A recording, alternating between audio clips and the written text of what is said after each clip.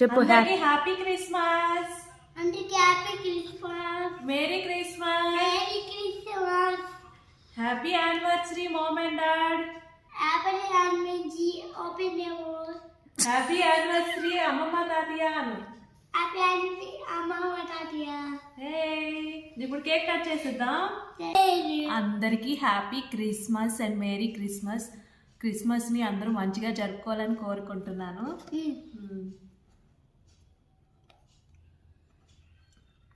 నాకు నీకు ఓకే.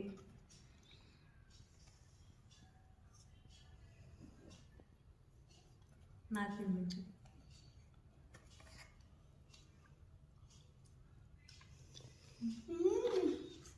బాగుంది, టేస్ట్ కూడా ఉంది.